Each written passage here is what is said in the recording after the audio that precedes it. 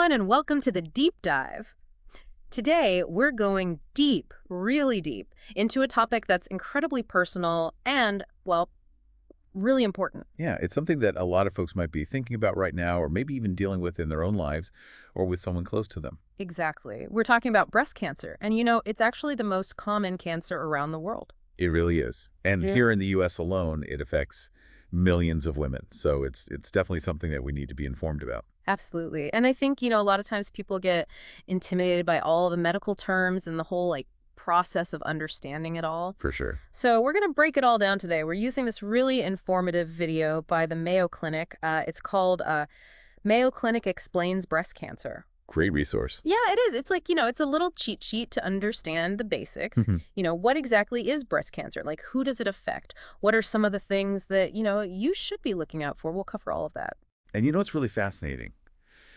Because it's so prevalent, breast cancer has actually been the driving force behind a ton of research. Oh, that's good. Yeah, there's been a lot of advancements in treatment, too. That's really reassuring to hear. So let's start by kind of unpacking what happens, like, at the cellular level. When breast cancer develops, like, what's actually going on in there? Okay, so it all comes down to these little glitches in your DNA, like the instruction manuals inside of each cell. Right. These glitches, they're called mutations, and they mess up how the cells in your breast tissue are supposed to grow and divide, so they start multiplying out of control. Like nonstop. Exactly. It's like a runaway train with no brakes. Whoa. That's a pretty powerful analogy. Now, I know there isn't just one single cause for these DNA mutations, but there's a lot of talk about like risk factors. So what are some of the things that increase someone's likelihood of developing breast cancer? Well, the biggest risk factor, honestly, is simply being female. Now, men can get breast cancer too, but it's way less common. Oh, okay. Like only about 1% of all cases. Okay. That makes sense. I also know that age is a factor. Does the risk like just steadily increase as you get older? Yeah, pretty much. The older we get, the more time our cells have had to kind of accumulate those DNA glitches, Yeah. So naturally, the risk goes up. Oh, okay. And this is why regular screenings are so important, especially as we age. Okay, that makes total sense. Now, I know family history plays a big role too. Like, let's say, hypothetically, someone has a family history of breast cancer. What should they be, like, particularly aware of? You're hitting on a really crucial point there. If you have close relatives, like your mom, a sister, or a daughter who've had breast cancer, your own risk is significantly higher. Significant. Yeah. In those cases, your doctor might actually recommend starting mammograms earlier than the usual age of 40. So it's all about having that open conversation with your doctor, right? Exactly, getting that personalized advice. Okay, great. And there's more. Have you ever heard of the BRCA1 and BRCA2 genes? Oh, yeah, I've heard they're linked to breast cancer, right? It's right. These genes are like the guardians of our DNA. They help to repair damage, but when they're mutated, they can't really do their job effectively. Right. So this significantly increases the risk of breast cancer. It's not a guarantee that you'll develop it, but it's definitely something to be aware of. It's amazing, like, how these tiny little genes can have such a big impact. I know, it's incredible. So we've talked about some like inherent risk factors, but what about like lifestyle choices? Can those tip the scales in either direction? Oh, absolutely. Things like radiation exposure, Yeah. at any point in your life, or being overweight or even drinking alcohol can all increase your risk. Right. But the good news is there are also plenty of things you can do to lower your risk. Okay, I'm all ears. What are some like proactive steps that people can take? Well, first and foremost, being physically active and maintaining a healthy weight, like regular exercise and a balanced diet, those are key. They can really make a huge difference. That's great advice and something we can all, work towards. Yeah. Anything else? Well, interestingly enough, breastfeeding has actually been shown to have a protective effect. Oh, wow. Yeah. And, for women, being aware of your own body is huge. Like knowing how your breasts normally look and feel can really help you spot any changes early on. So we're talking about like doing regular self-exams and paying attention to any new lumps or irregularities, right? Exactly. Early detection is key. And being aware of those subtle changes can truly make a world of difference. Speaking of changes, let's talk about some potential symptoms of breast cancer. Okay, yeah. So what are some of the like red flags people should be watching out for, besides lumps, of course? Yeah, well, a new lump or thickening in the breast, that's definitely a common sign. But there are others. Keep an eye out for any changes in the size or shape of your breast. Okay. Like, if one suddenly becomes larger or lower than the other. Also, any skin changes, Okay. like dimpling or puckering, can Yeah. make the skin look kind of like an orange peel, Hmm. or redness, or scaling, or flaking of the nipple or the areola. Wow, that orange keel imagery, that's pretty vivid. It is, isn't it? It definitely paints a clear picture of what to look for. It definitely sticks in your mind. And remember, these signs don't automatically mean you have cancer, but they definitely warrant a visit to your doctor Mm. to get checked out, just in case. Right, right. Okay, so let's say someone notices one of these changes. They go to the doctor. What happens next? What's the process of diagnosing breast cancer? Usually it starts with a physical exam. Yeah. Your doctor will, examine your breasts, feel for any abnormalities. And depending on what they find, they might order some imaging tests, like a mammogram. Okay, and that uses low-dose X-rays to create images of the breast tissue, right? Exactly. Okay. And what if the mammogram shows something suspicious? What happens then? Well, in that case, you need further investigation. The doctor might recommend an ultrasound, which uses sound waves to make images, or an MRI, which gives even more detailed pictures. So those imaging tests help kind of paint a clearer picture of what's going on. Precisely. And if those tests still raise concern, the next step is usually a biopsy. What exactly happens during a biopsy? Basically, they take a small sample of tissue from the suspicious area and examine it under a microscope Okay. to check for cancer cells. It's the most definitive way to confirm or rule out a diagnosis. Okay, so that's how the diagnostic process works. So let's say, hypothetically, the biopsy does confirm breast cancer. What are the typical treatment options at that point? That's where things get really interesting. We'll dive deeper into that in the next part of our deep dive. Oh, okay. But here's the key takeaway. Yeah. Treatment for breast cancer isn't one size fits all. It's very personalized, Okay. tailored to the specific type, size, and stage of the cancer. And, of course, the individual's overall health and preferences. So it's like a custom designed strategy, basically, based on your unique situation. Exactly. And there's a whole arsenal of treatment options available, including surgery, radiation therapy, chemotherapy, hormone therapy, and even some cutting-edge immunotherapies. Wow. There's a lot to unpack there. That's definitely a good place to pause, and we'll pick up in our next segment. Mm. We'll explore that whole fascinating world of breast cancer treatments and what the future holds. Yeah, and what's coming down the pike. In part 2 of our deep dive, Stay tuned. welcome back, everyone. So glad you're here for part 2 of our deep dive into breast cancer. Last time, we covered a lot, understanding the basics of this complex disease, the risk factors, those signs to watch out for, and the whole journey of getting a diagnosis. And now we're going to explore the world of breast cancer treatments, which is where things get really fascinating, especially with all the incredible advances happening in research. I know, right? I'm particularly intrigued by those advancements. It feels like we're on the cusp of some truly groundbreaking treatments. What are some of the emerging therapies that that have the potential to really change the game for breast cancer patients? Well, you're absolutely right. There's a lot of excitement in the field right now. Mm-hmm. One area that's generating a lot of buzz is targeted therapy. Think of it like, instead of using a shotgun approach, which could affect healthy cells along with the cancerous ones, targeted therapies are like guided missiles, Okay. zeroing in on specific vulnerabilities within cancer cells. So it's a much more precise approach and hopefully gentler, Yeah. less collateral damage, so to speak. Exactly. And this precision is what makes targeted therapies so promising. One example that's making waves is something called PRP inhibitors. Wow, that sounds pretty high tech. How do PRP inhibitors work? Okay, so imagine our DNA as a delicate tapestry that gets damaged over time. And our cells have these amazing repair crews that constantly fix these little tears and snags. But cancer cells, they're kind of sneaky. They often rely really heavily on a specific repair crew called PRP. Okay, I'm following so far. So Yeah. so what do PRP inhibitors do? They essentially sabotage that repair crew. Oh, wow. By blocking the action of PRP, these drugs prevent cancer cells from fixing their damaged DNA, Interesting. leading to their death. And the best part, they live healthy cells relatively untouched, so they cause fewer side effects. That's incredible. It's like taking away the cancer's ability to heal itself. Are there other targeted therapies that are showing promise in breast cancer? Absolutely. Another group of targeted therapies that's making headlines are CDK46 inhibitors. These drugs work by blocking specific proteins that kind of act like accelerators in the cell cycle, the process by which cells grow and divide. So it's like putting the brakes on that runaway cell Mm, division. That's a great way to put it. CDK46 inhibitors have been particularly effective in treating hormone receptor-positive breast cancers, the ones that are fueled by hormones, like estrogen or progesterone. Okay.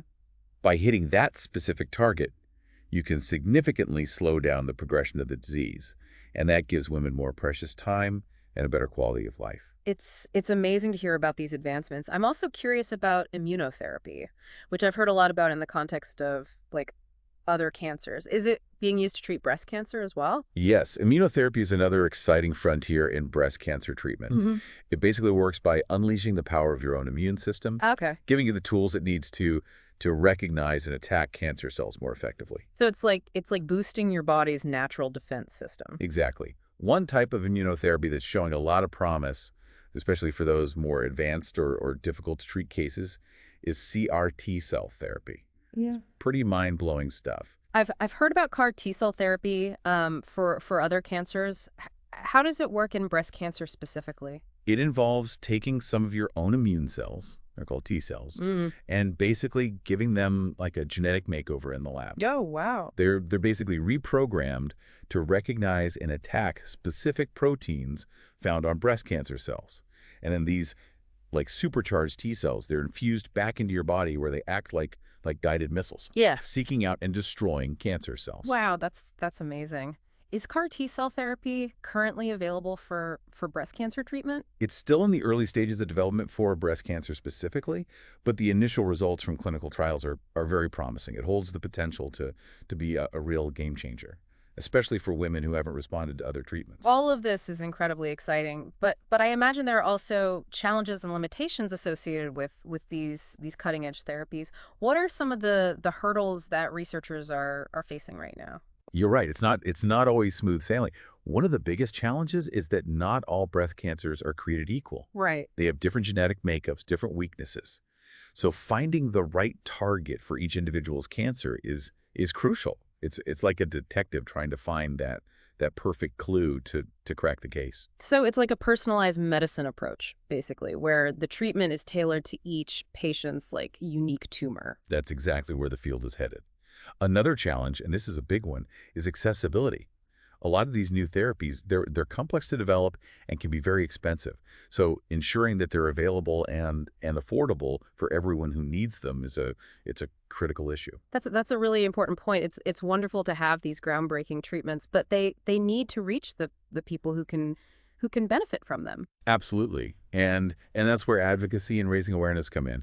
The more we talk about these advancements, the more we push for equitable access, the closer we get to a future where everyone has the chance to benefit from these life-saving therapies. Speaking of advocacy and awareness, what can our listeners do to be proactive about their own breast health or to support someone they know who has been diagnosed with breast cancer? Well, knowledge is the first line of defense. Yeah. Right. The more you understand about breast cancer, its risk factors, the symptoms, the treatment options, the better equipped you are to advocate for yourself or for your loved ones.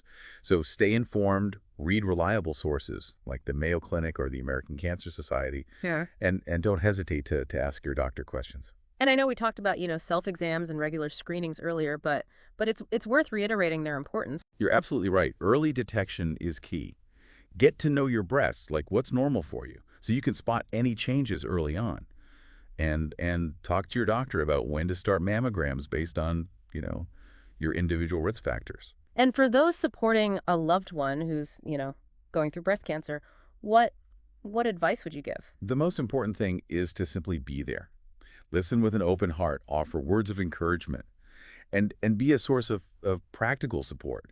Help with meals, errands, transportation, whatever it is, anything that takes some of the burden off their shoulders. It sounds like it's about being a source of both like emotional and practical support. Exactly. And don't underestimate the power of simply being present. Sometimes just having someone to talk to share the journey with can make all the difference in the world. That's beautiful advice. And I want to touch on something you mentioned earlier, the importance of supporting research.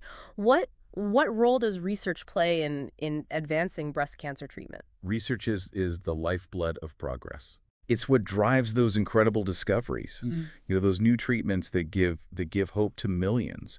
By supporting organizations that are dedicated to breast cancer research, you're directly contributing to a future where this disease is no longer a threat. So it's like investing in a future where breast cancer is a thing of the past. That's the dream. Yeah. And every donation, every step forward in research brings us closer to that reality. Yeah, it's inspiring to think about. Okay, before we move on to our final part, I have a question for you and for our listeners to ponder. Knowing what you now know about breast cancer, its prevalence, its risks, the amazing advances in treatment, the ongoing challenges, what's one step, big or small, that you can take to be proactive about your own health or to support someone in your life who's affected by this disease? That's a great question to reflect on. It could be scheduling that mammogram you've been putting off, or having an open conversation with your family about your health history, Yeah. or joining a support group, or even just educating yourself further. Every action, no matter how small, can make a difference. That's a perfect note to end this part of our conversation on. We've delved into that exciting world of breast cancer treatments, learned about the latest advancements, and talked about the importance of advocacy and support. In part three, we'll wrap up our deep dive with some final reflections and key takeaways. Stay tuned. We'll be right back. Welcome back to the deep dive. We're wrapping up our exploration of breast cancer, and I have to say it's been quite a journey. We've gone from understanding the basic science to exploring these cutting edge treatments, all while emphasizing the importance of self-awareness and early detection and having a strong support system. It really has been an incredible conversation, hasn't it? And it really highlights just how far we've come in the fight against breast cancer. The research is constantly evolving, leading to more targeted therapies, better outcomes. It really gives hope to millions. It's definitely inspiring to see how much progress has been made, but I'm also curious, are there still areas where we need to do better, challenges that we haven't fully addressed yet? You bring up a really important point. While there has been amazing progress, we can't ignore the disparities that still exist in breast cancer care. Not everyone has equal access to quality treatment. That's something that we really need to change. What do you mean by disparities? Could you elaborate on that a little bit? Sure. Even in a country with advanced medical technology, factors like race, ethnicity, socioeconomic status, and even just where you live Yeah. can create significant barriers to getting timely and effective breast cancer care. That's disheartening to hear. So it's not just about like scientific advancements. It's also about making sure those advancements like reach everyone who needs them. Exactly. For instance, studies have shown that Black women are more likely to be diagnosed with breast cancer at later stages, when it's harder to treat. Right. And they also have higher mortality rates compared to white women. Wow, that's a stark reminder that we need to address these inequalities head Yeah. on if we truly want to conquer breast cancer, for everyone. Absolutely. Well- And it's not just about access to treatment, it's about addressing the root causes of these disparities. Things like poverty, lack of insurance, limited access to preventative care. All of these things play a role. So it's a complex issue that requires a multifaceted approach. What can be done to create a more equitable system, where everyone has a fair chance at survival? Well, we need to advocate for policies that promote health equity, increase funding for community outreach programs that provide education and support, especially in underserved areas. Well, And we need to make sure that healthcare providers are culturally sensitive and understand the unique needs of their diverse patients. It sounds like we all have a role to play in pushing for these changes. What can our listeners do to contribute to this effort? Get involved. Yeah. Support organizations that are working to address these disparities. Contact your elected officials and voice your concerns. Every action, every voice can help create a more just and equitable healthcare system. It's a powerful reminder that change starts at the individual level. Now, before we wrap up our deep dive, I want to leave our listeners with something to ponder. Knowing what we've learned about breast cancer, its prevalence, its risks, the amazing advances in treatment and the ongoing challenges, What's one action you can take to be proactive about your own health or to support someone you know who's been affected by this disease? That's a wonderful question to reflect on.